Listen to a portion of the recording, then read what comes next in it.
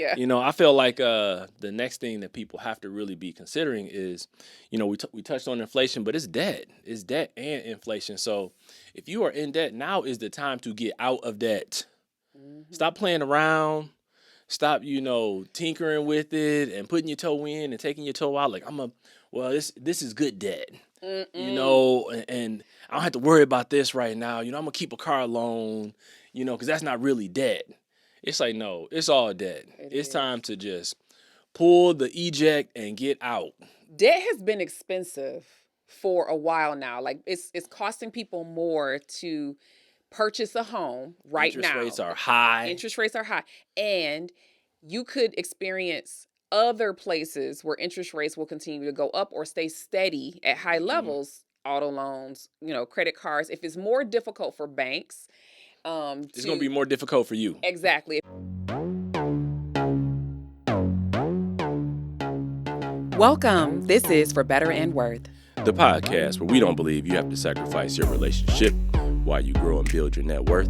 We are your hosts. I'm Chris. And I'm Ericka Young. And we're so glad you're joining us today. All right, y'all. Let's get into it.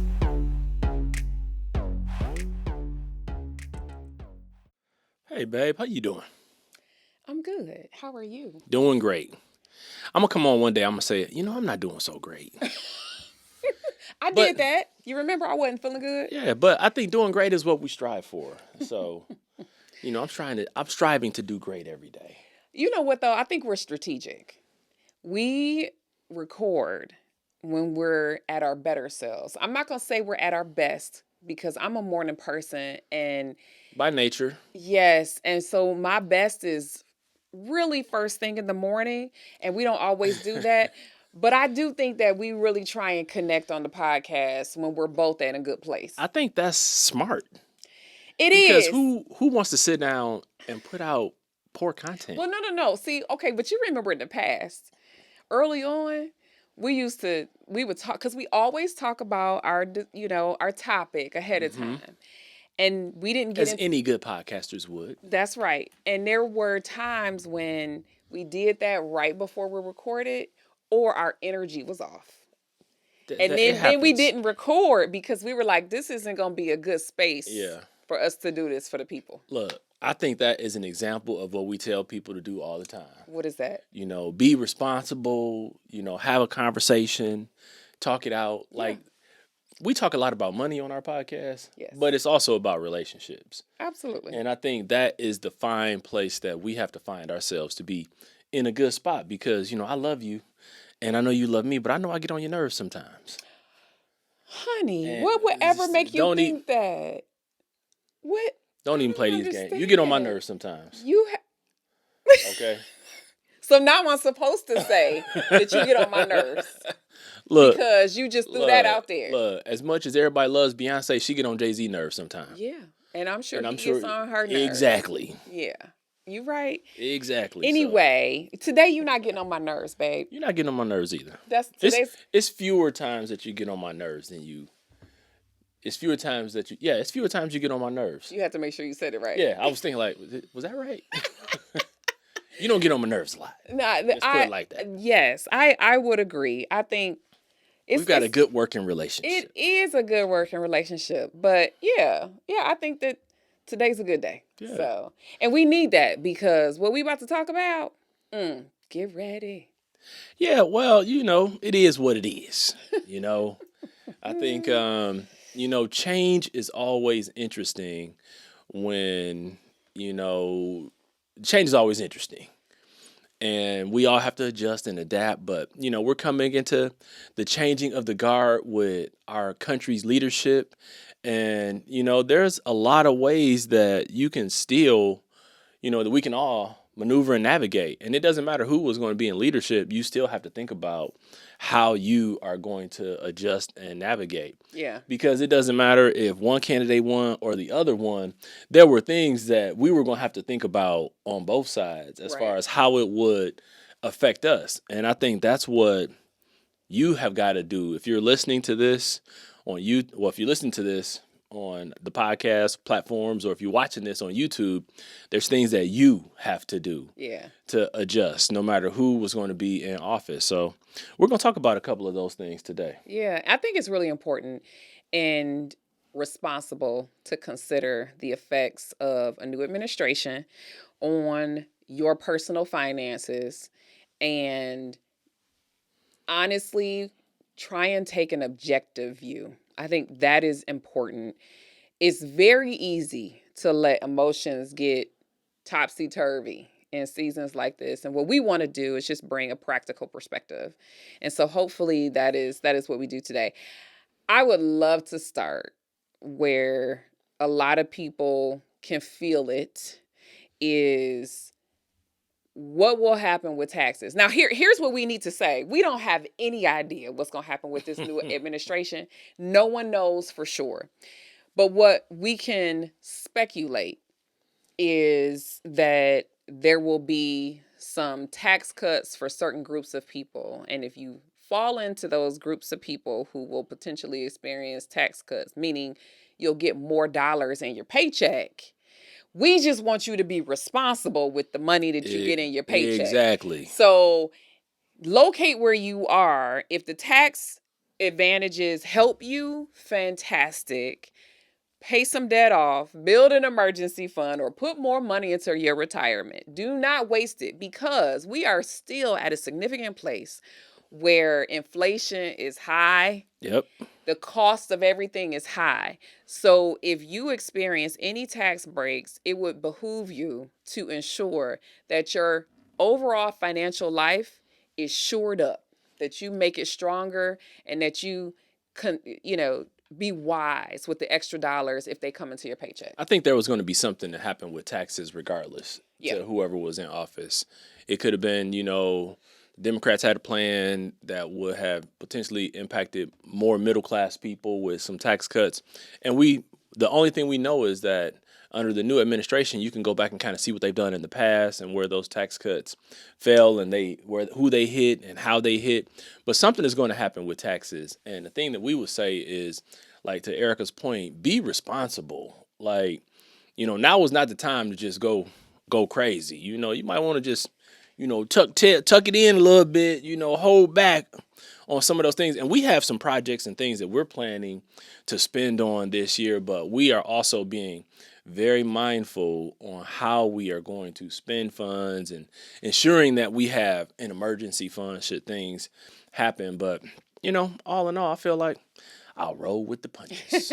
I think, and this might be a to be continued portion as well, because we are changing some of our tax strategies. And so that as we learn more and as we figure out what our strategy is going to be, we will share what we can to help you understand some of that too. But I also think that it's irresponsible to not consider how to do some of these things for yourself so that you are in fact ahead of the game for your own personal finances. And that's one of the biggest things that I think is important. Everybody's concerned about the tax implications and all of that kind of stuff, and you just want to be wise. And everybody wants to get more money in paychecks without having to actually go get a new job or ask their boss for a raise. And it feels like found money. It feels exciting. And the challenge, I think, with that is that we won't necessarily do all the smart things with those funds because it was unexpected. And so I want you to expect it and be intentional with those dollars when and or if they do come. I don't care who it is. Everybody wants a tax break. Yeah. I don't care who you are. If you work and you pay taxes, you want to pay less. Mm-hmm. I know I look and I see how much I pay in taxes every year, and I want to pay less. Okay? I want to find ways to keep money in my pocket and not put it in the government's pocket. So, any sort of tax cut or breaks, I'm always looking like, okay, bring it on. And so, I want the masses, I want people to benefit from it. So I'm not focused just on me. But, I'm going to be all right. And so, yeah. I feel like the next thing that people have to really be considering is, we touched on inflation, but it's debt. It's debt and inflation. So if you are in debt, now is the time to get out of debt. Mm-hmm. Stop playing around.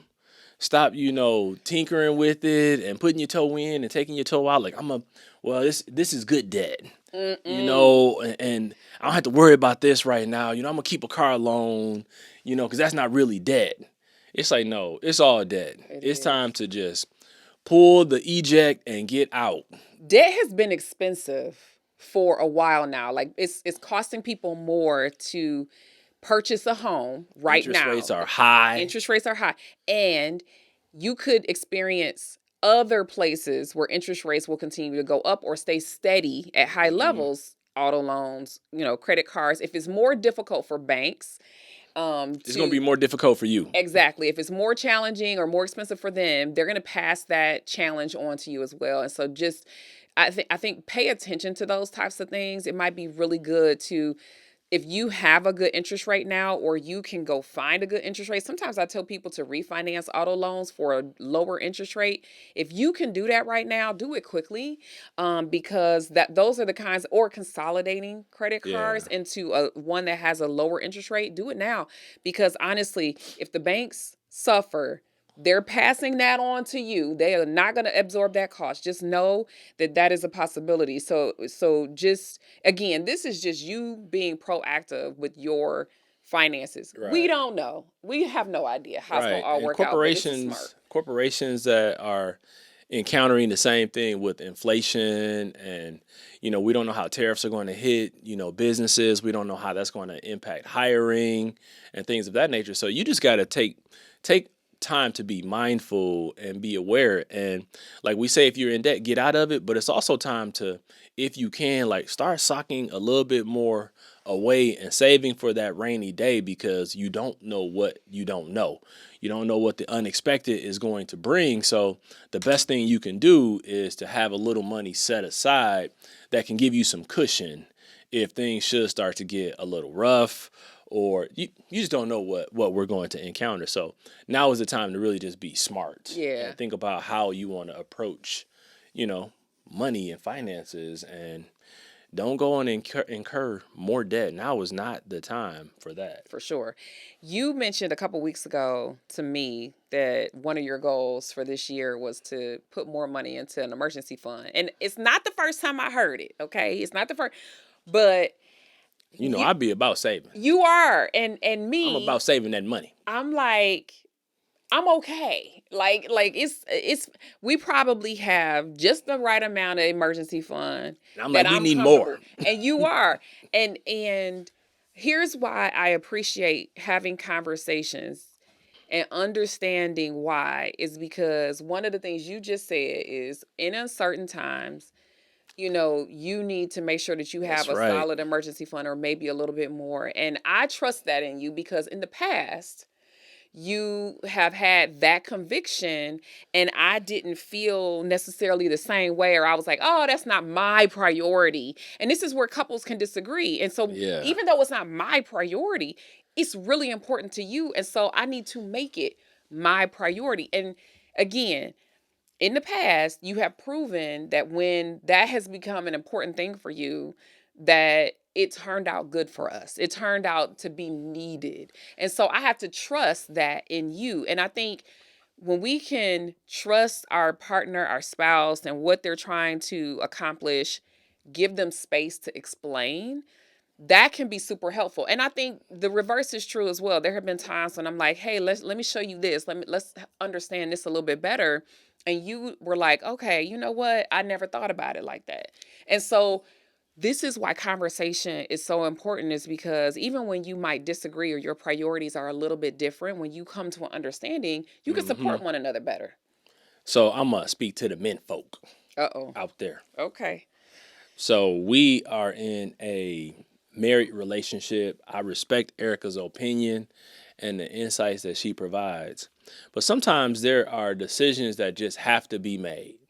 And we have adopted in our relationship that if there's something that just has to be decided, after we have discussed it, I will make that decision. And in those decisions and in those times, when it comes to savings, sometimes I've said, nope, this is just what we're going to do. We're going to save more to just be on the safe side. And if we don't need it, we don't need it. But we have just said, okay, because at the end of the day, I'm assuming responsibility for us and our family. And if something has to happen, I'm going to figure out a way to make it work. Now, Ericka is going to contribute to that and help us get where we need to be. But with the savings thing, sometimes you just got to say, you know what, this is what we're going to do. And like you said, in the past, it has come through where it was like, we didn't know what we were saving for or what we were doing, but we were so glad that we had saved. Here's the reason why I trust you in that. Is because you have proven that it's a good decision. The other thing, though, is if it's, I will caveat that with, if people are not making good decisions with money, or they're drawing a line in the sand around decisions that are harmful, or down the line it could be challenging, then that's disruptive, right? And so I think you have to have a history of good decision making to get buy-in and that support. Builds trust. That's building trust, right? And so I think the other thing is, you have never been a dictator. I have never been a dictator. I do a lot of the logistics around our money. But we work as a team, right? And so I think that when you have proven, when both parties or one party, whatever, has proven that they're good at whatever it is that their role is in that financial relationship, then you can let go and be like, you know what? Cool. Because in no way is saving more going to be a problem for emergencies, right? You took the words out of my mouth. I was like, I can't think of a situation where saving money is going to be a bad thing. Exactly. Because if you scale back and you decide not to do some things because you're saving and you end up not needing that money, you can always go back and do things and have fun or spend or whatever. But there's never been a situation where you can save too much money. Yeah.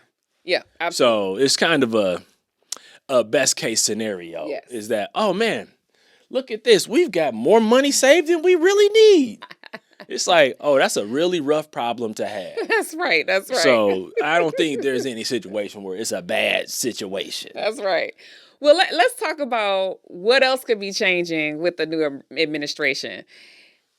Healthcare is a big deal. Oh, man, that is a big area to be aware of, especially if you're approaching retirement age and you're going to be getting Medicare or you're going to be getting Social Security.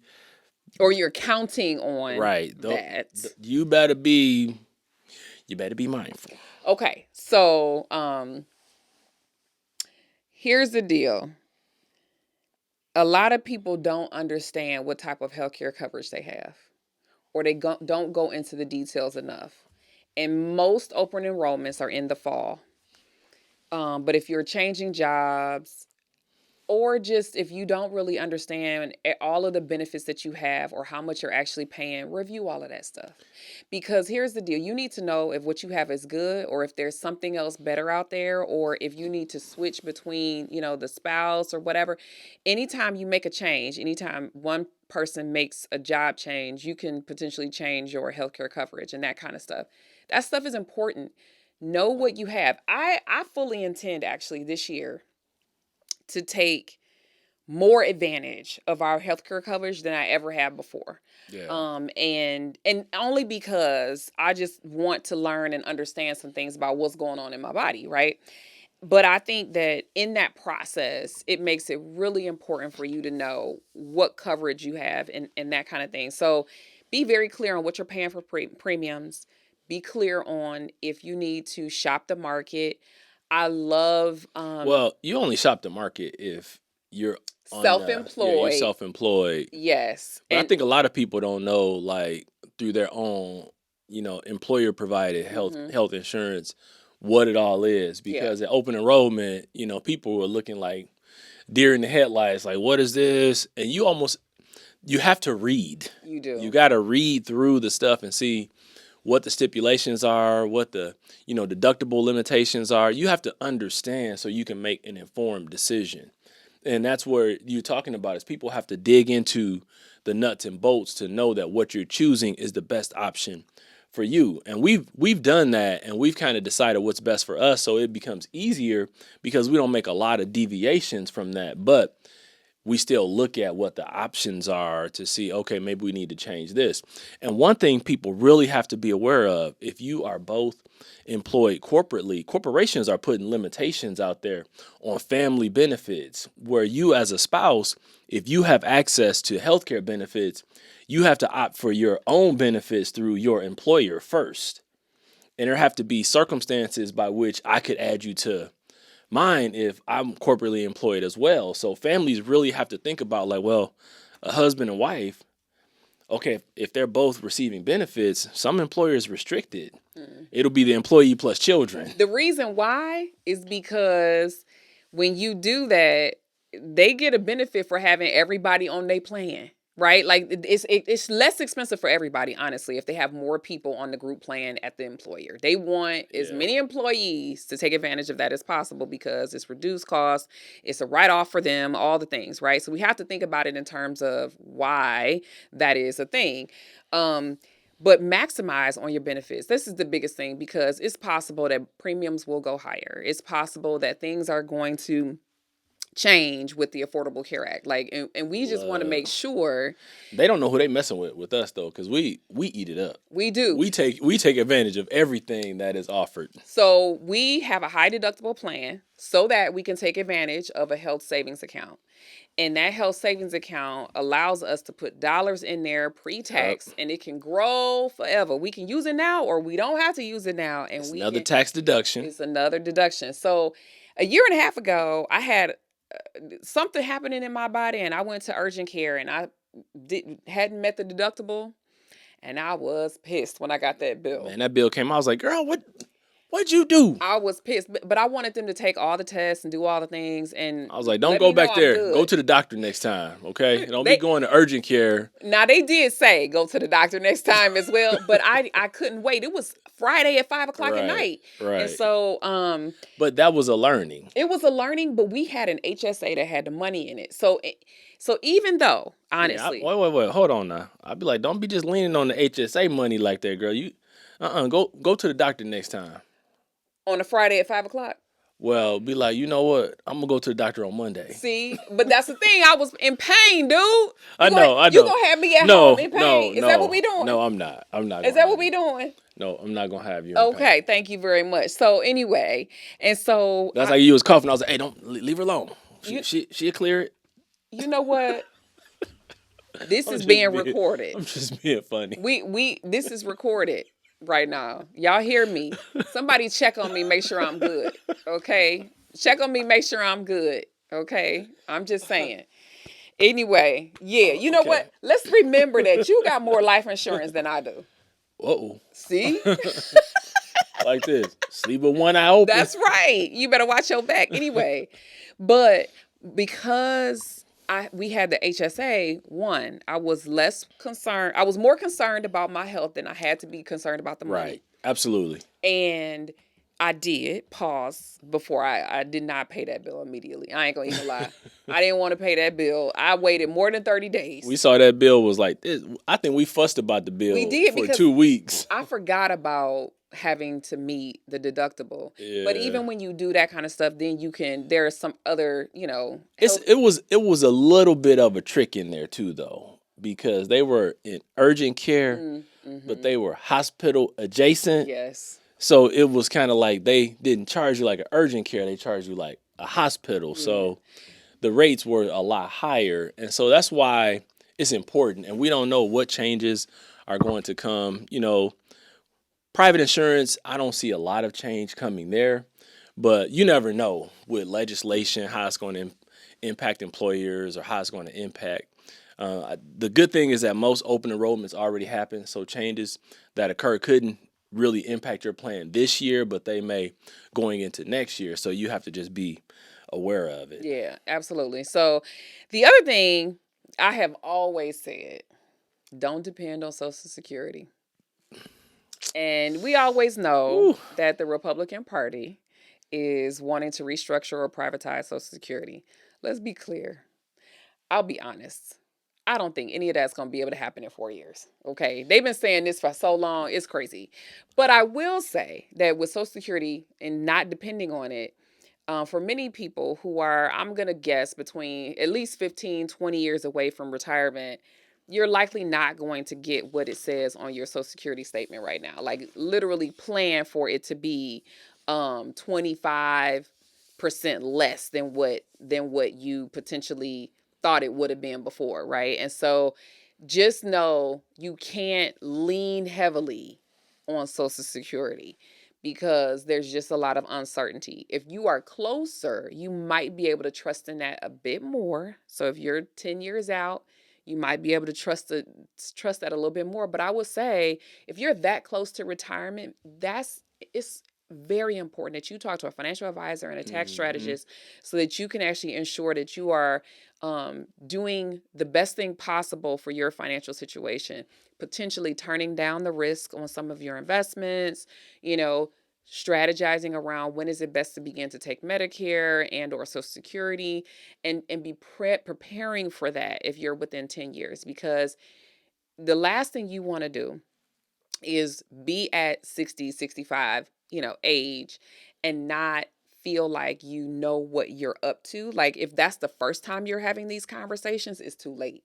So think about that, because changes may come. I don't know that, I don't think that it's going away so quickly, but I do think that you really need to think about other ways to prepare for your retirement that don't 100% rely on Social Security. Yeah, I think when you talk retirement, a lot of people, they get concerned about the market and if it's going to go up or down, with administration changes and policy changes that can potentially come.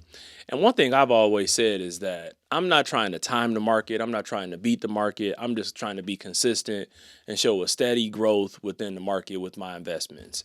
And so while I always go back and I think about 2008 and the housing crash and the market crash, I think about 9/11 when that occurred and how the market took a nosedive, but it corrected. I think about the COVID years when the market went down. And so for me, I have a base of experience that I can go back and say, look, this happened in 2001 when 9/11 hit. This happened in 2008 when the market hit. This happened in 2020 when COVID hit. And so I just know that the market typically will return a profit over time. And I say, unless we as a nation go to war, I think the market is going to rebound and produce over 4 years. And I expect that in 4 years from now, whatever I have in my retirement investment is going to be higher than what I have today. Yeah. And I really lean into that experience and just know that, as long as the United States isn't in a war, the market is going to continue to produce. And the crazy thing about war is that even in war times, the market can produce, but I won't see the U.S. in a war. Absolutely not. Sure. I appreciate that you said that, because I think that, one, that's catastrophic, right? That's catastrophic. And if we go back, and all those things were catastrophic type of events. Well, so 9/11 was catastrophic. It was an attack on our country, and the market tanked. And then it took 60 days, just 2 months, to get back to pre 9/11 levels. So when we're thinking about, when we're thinking about the market and retirement, and is one administration or the other going to help us with our retirement? Honestly, it's not them. It's what are all of the responses? What are all the companies that your mutual funds are invested in? What are they doing? What is the broader global perspective that's going on and happening? It's not up to one person or even one administration. But I will say that when tragedies happen or something significant occurs, we do have a bounce back factor, and you just got to stay in the market to get it. The other thing is, we just told this to our daughter, just said this, because she's doing investing for the first time in her life, and it's really just a lump sum. She's not able to participate in monthly or biweekly investing. Not yet. But right now, she's like, maybe I should wait till the market goes up. I'm like, no. Everything is on everything is on sale sale right when the now. market is low. So get it That's right. now, and then you're going to be able to take advantage of the increase because you're in the That's right. market when it was low, and when it comes back, you're good. You So can buy shares at $7 versus $10. You can yeah, buy more for 7 than you can at 10. yeah, So if you have more when the market rebounds, you'll have more. exactly. And so that's the whole thing to me with, you know, we can't time the market. We just can't do that. But we also can't get so afraid that we pull dollars out of the market or don't Right. participate when it's low. I'm excited about participating when the market is low because that means I'll have more dollars later. And I know that it's kind of counterintuitive in a sense. You know, when people think about, well, my account went down, I want to pull out. Well, if you pull out, those losses become final. And you don't want that. But if you continue to put in, like I said, you're buying more. So when the market rebounds, that more becomes more. And so I think that's how you have to think about it. Like, okay, you know, I know over the holiday season, I love to go shop because everything is on sale and everything that I want, I probably can get for a reduced price. It's the same thing with the stock market. If everything is on sale, you can get more in your mutual fund. You can buy some, if you're an individual stock investor and stocks are down, you can buy stocks. You know, if I knew then what I know now, I would have bought Apple, I'd have bought Google, I'd have bought Costco, I'd have bought a whole lot more stocks then when they were low than they're trading at all-time highs now. So it's like you got to kind of, you know, program your mind to think about it differently. And that's why with investments, you have to have a mix of investments because when one is up, something may be down. But the one that's up and the one that's down typically will balance each other out. And that's where you will still see a return because then you'll have, you know, depending upon what the mix is, you could still in a down market see positive gains.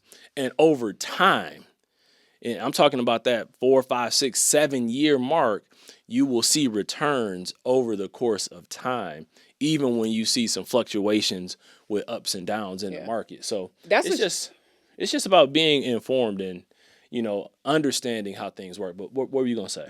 That's dollar cost averaging. Yep. So if you want to know what dollar cost averaging is, it's really just making sure that one, you stay in the market and when it's low, you're buying, when it's high, it's buying, and it averages out in the end.